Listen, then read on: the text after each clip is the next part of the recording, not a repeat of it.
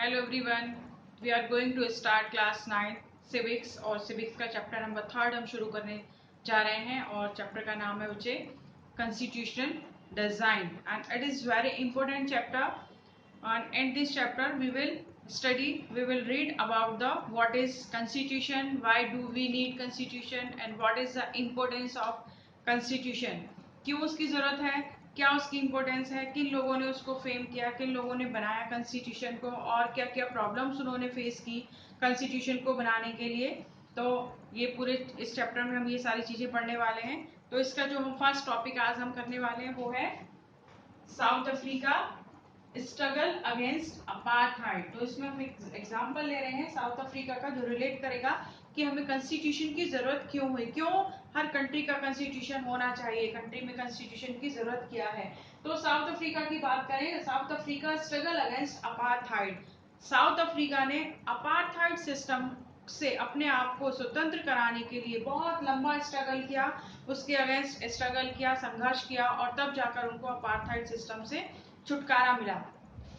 इसमें नाम आता है बच्चे नेल्सन मंडेला। नेल्सन मंडेला जैसे इंडिया में की बात करें तो इंडिया में जैसे गांधी जी थे, जवाहरलाल नेहरू थे, सुभाष चंद्र बोस थे, भगत सिंह थे, जो ये फ्रीडम फाइटर्स थे, इंडिया के जो फ्रीडम फाइटर्स हम उनको कहते हैं, वैसे ही जो साउथ अफ्रीका के फ्रीडम फाइटर इनको कहा जाता है। इन्होंने और इनके जो साथ थे 7 लोग, उनको इम्प्रिजन कर दिया गया, मतलब उनको जेल में डाल दिया गया। 28 ईयर्स के लिए जेल में डाल दिया गया। किस लिए डाला गया? इन 1964 में जेल में डाल दिया गया और इन पर जो आरोप लगाया वो क्या लगाया? ट्रीजन। ट्रीजन का क्या मतलब होता है बच्चे? ट्रीजन का मतलब होता है कि जो वो वर्क कर रहे हैं वो देश के खिलाफ कर रहे हैं, मतलब कि वो देशद्रोही हैं, देश के अगेंस्ट जा रहे हैं। ऐसे ही अगर अब हम बात करें इसकी जो नेल्सन मंडेला है कि अगर हमने उनको अभी फ्रीडम फाइटर कहा है तो अगर वो देशद्रोही थे, देश के अगेंस्ट काम कर रहे थे, तो हम उनको फ्रीडम फाइटर क्यों कह रहे हैं? कि अगर वो देश के अगेंस्ट थे तो फ्रीडम फाइटर कैसे हो गए? इंडिया में आ जाइए, इंडिया की बात करें हम तो इंडिया में जो गांधी जी थे, जवाहरलाल नेहरू थे और बहुत सारे जो इंडियन फ्रीडम फाइटर्स थे वो बहुत बार जेल गए थे, उनको भी जेल में डाला गया था, उन पर भी आरोप था कि वो देशद्रोही हैं, देश के अगेंस्ट काम कर रहे हैं। लेकिन वो देश के अगेंस्ट कैसे थे? क्योंकि वो अपोज कर रहे थे। किसको अपोज कर रहे थे? ब्रिटिश गवर्नमेंट को।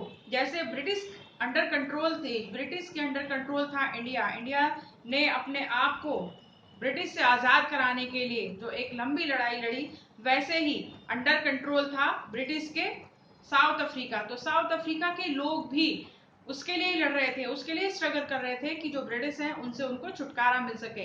तो वो अपने आप को आजाद करा रहे थे। तो अब आजाद कराने के लिए उनको क्या करना है? जो ब्रिटिश गवर्नमेंट है उसको अपोज करना है, उनकी जो पॉलिसीज है उनको अपोज करना है।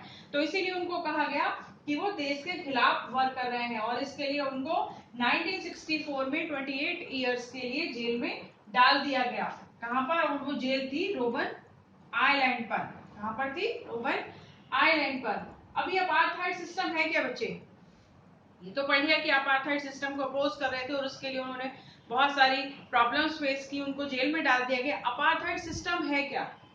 A system of racial discrimination. क्या है apartheid? Apartheid is a system of racial discrimination. Racial discrimination का मतलब है कि लोगों में उनके स्किन के कलर के आधार पर उनमें भेदभाव किया जाता, उनसे डिस्क्रिमिनेशन किया जाता। जो ब्रिटिश जो साउथ अफ्रीका के लोग थे उनको, जो वहाँ के नेटिव थे, उनको ब्लैक पीपल्स कहा जाता था। और उसके अलावा जो इंडिया से गए हुए लोग थे, इंडिया से मतलब जो प्लांटेशन के टाइम पर जिनको लेबरर बनाकर या फिर गुलाम बनाकर ले जाया गया था उनको कलर्ड पीपल, और जो ब्रिटिशर्स थे उनको व्हाइट पीपल कहा जाता था। तो व्हाइट पूरी तरह से जो व्हाइट पीपल्स थे या जो ब्रिटिशर्स थे, जैसे इंडिया में वो ट्रेड के लिए आए थे, व्यापार करने के लिए आए थे, वैसे ही साउथ अफ्रीका में भी व्यापार के लिए गए और फिर धीरे धीरे उन्होंने वहां पर अपनी कंपनियां बनानी शुरू की और उसको अपने अंडर कंट्रोल कर लिया। तो इस ब्रिटिशर्स से अपने आप को आजाद कराने के लिए ये स्ट्रगल चल रहा था। तो जो भी व्हाइट एरियाज थे, और इसको प्रमोट कौन कर रहा था? ये जो रंग भेद था या फिर जो स्किन कलर के आधार पर उनमें डिस्क्रिमिनेशन किया जा रहा था, कौन कर रहा था? ये कर रहा था जो व्हाइट गवर्नमेंट, जो वहां की ब्रिटिश गवर्नमेंट थी। यूरोपियन गवर्नमेंट थी वो उसको कर रही थी स्किन के आधार पर।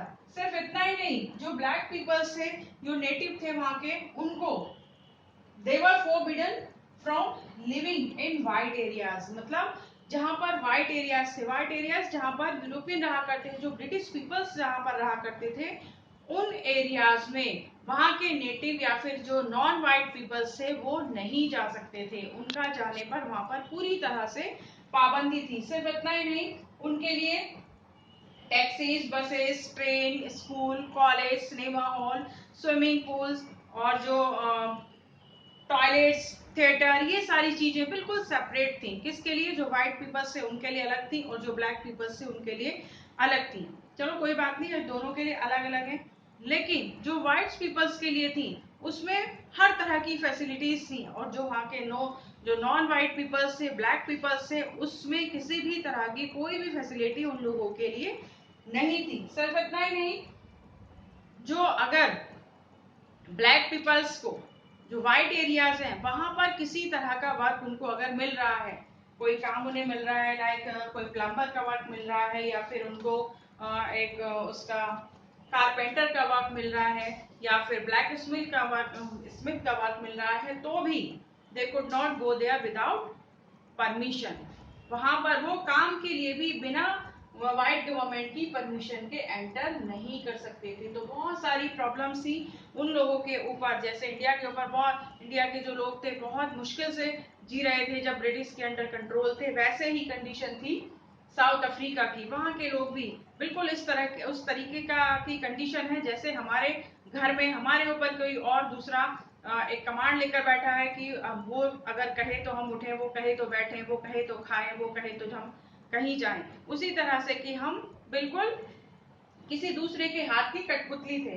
तो 1950 से ही जो ब्लैक पीपल्स थे या फिर नॉन वाइट पीपल्स थे वो इसके लिए बहुत स्ट्रगल कर रहे थे कि कहीं जाकर उन्हें इस तरह की जो प्रॉब्लम है या डिस्क्रिमिनेशन है उससे इनको फ्रीडम मिल सके, लेकिन वो उसमें सफल नहीं हो पाए। फिर जो पावर में आई या फिर जो लाइट में आई वो आई ANC। और सिर्फ इतना ही नहीं कि ये जो ब्लैक पीपल्स थे वो अपोज भी नहीं कर सकते थे, इसीलिए उनको ट्रेजन कहा जाता कि अगर कोई उसको व्हाइट गवर्नमेंट को अपोज कर रहा है तो उसको देशद्रोही का कह दिया जाता और उसको उठाकर जेल में डाल दिया जाता। अब पावर में आई, रोशनी में आई ANC। ANC का मतलब क्या होता है बच्चे? African National Congress.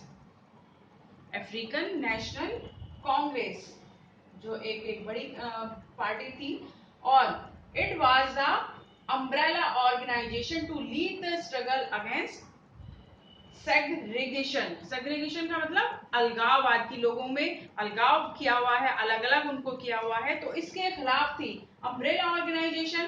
क्योंकि वो अम्ब्रेला लेकर नहीं चलती थी, इसलिए नहीं कहा गया कि वो अम्ब्रेला लेकर चलती थी, बल्कि इसलिए उसको कहा गया है कि वो एक बड़ी पार्टी थी और उसके अंडर बहुत सारी छोटी छोटी पार्टियां उसमें समाई हुई थी, उसके अंडर थी या उसके साथ थी। जैसे वर्कर यूनियन, कम्युनिस्ट पार्टी, ये सभी ANC के साथ मिलकर आवाज उठा रही थी। किसके खिलाफ आवाज उठा रही थी? अपार्थाइड सिस्टम के, डिस्क्रिमिनेशन के खिलाफ आवाज उठा रही थी। और इनके साथ कुछ ऐसे भी पीपल्स थे जो व्हाइट ब्रिटिशर्स, जो व्हाइट गवर्नमेंट के थे या फिर जो व्हाइट पीपल्स थे वो भी इनके साथ थे, जो ये समझ रहे थे, जो जानते थे कि जो भी इनके साथ डिस्क्रिमिनेशन किया जा रहा है वो सही नहीं है, तो वो लोग भी इनका साथ दे रहे थे।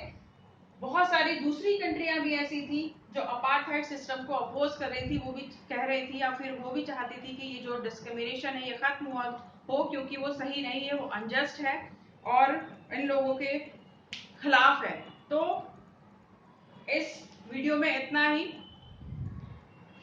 इसमें हमने पढ़ा कि जो साउथ अफ्रीका है उसने अपार्थाइड सिस्टम को कैसे फेस किया, कैसे उससे छुटकारा पाया, और इससे आगे आने वाले वीडियो में हम पढ़ेंगे कि फ्रीडम होने के बाद, जो ब्रिटिश गवर्नमेंट थी उससे फ्री होने के बाद सॉरी किस तरह से कॉन्स्टिट्यूशन को फॉर्म किया गया साउथ अफ्रीका के लिए, और किस तरह से किन किन लोगों को उसमें पार्टिसिपेट कराया गया, किन किन लोगों को उसमें पावर दी गई।